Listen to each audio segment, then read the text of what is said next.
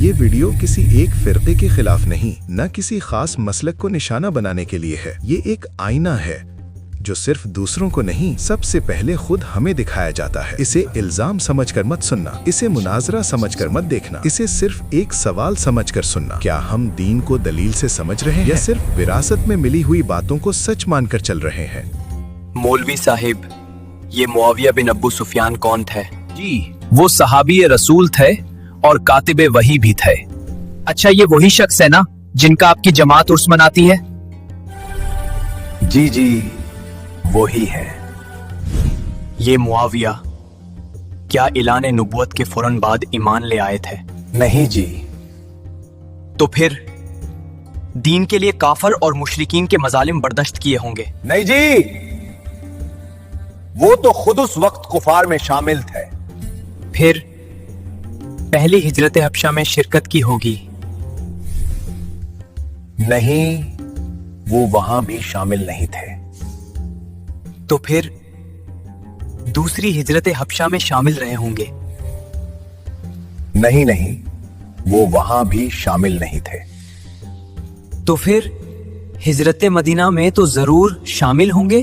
نہیں جی، وہ اس وقت مسلمان ہی نہیں ہوئے تھے۔ تو پھر جنگ بدر میں تو ضرور مسلمانوں کی طرف سے لڑے ہوں گے؟ نہیں جی، ہاں، مگر وہ کفار مکہ کے سردار تھے، اور انہی سے تو رسول خدا اور حضرت علی نے جنگ کی، جو اسلام کی پہلی جنگ تھی۔ کیا صلح حدیبیہ والوں میں شامل تھے؟ نہیں، وہ وہاں بھی شامل نہیں تھے۔ جنگ خیبر اور یرموک میں لڑنے والوں میں شامل ہوں گے؟ نہیں بیٹا، وہاں بھی نہیں تھے۔ تو پھر فاتح مکہ میں تو ضرور شامل ہوں گے؟ نہیں بیٹا، وہ تو مسلمان ہی فاتح مکہ کے بعد ہوئے تھے۔ یعنی اس وقت جب اسلام غالب ہو چکا تھا؟ جی ہاں۔ آپ کو معلوم ہے معاویہ کے اسلام لانے کے بعد کون سی وحی نازل ہوئی تھی؟ نہیں معلوم مجھے۔ آپ نے بتایا کہ معاویہ کتیب وحی تھے، تو پھر آپ کو یہ تو معلوم ہوگا کہ انہوں نے کون سی آیات کی کتابت کی تھی؟ جی، مجھے نہیں معلوم، بس سن رکھا ہے، کہیں پھارا نہیں ہے۔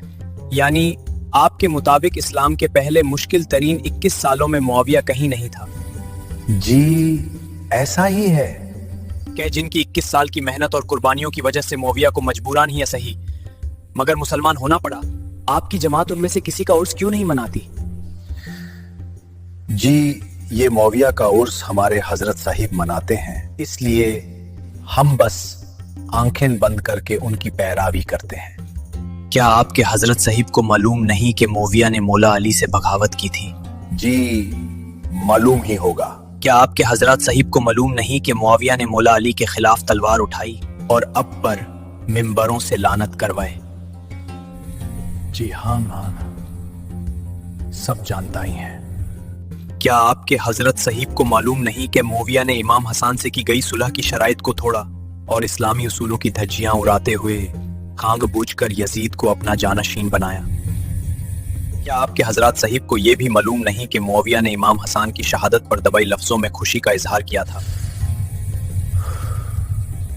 کیا آپ کے حضرات صاحب یہ بھی نہیں جانتے کہ معاویہ کے لشکر کو نبی کریم نے دوزخ کی طرف بلانے والا گروہ کہا ہے؟ آپ کے حضرات صاحب کو یہ بھی نہیں معلوم کہ معاویہ حضرت عمر بن یاسر سمیت سینکڑوں صحابہ کے قتل کے ذمہ دار ہیں؟ جی، میں نہیں جانتا۔ قرآن کی کوئی آیت جو معاویہ کے لیے اتری ہو؟ مجھے نہیں معلوم۔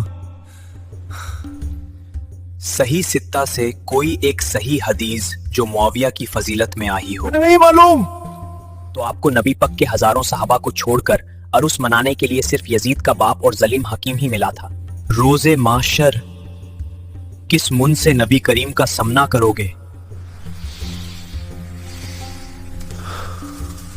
جب نبی کریم نے حضرت علی کے دشمن کو اپنا دشمن کہا تو آپ نے علی کے دشمن کا عرس منانا شروع کر دیا۔ یعنی تم لوگ اب کھل کر رسول اللہ کے سامنے کھڑے ہو گئے ہو، تم نے جہنم کا سودا کر لیا ہے۔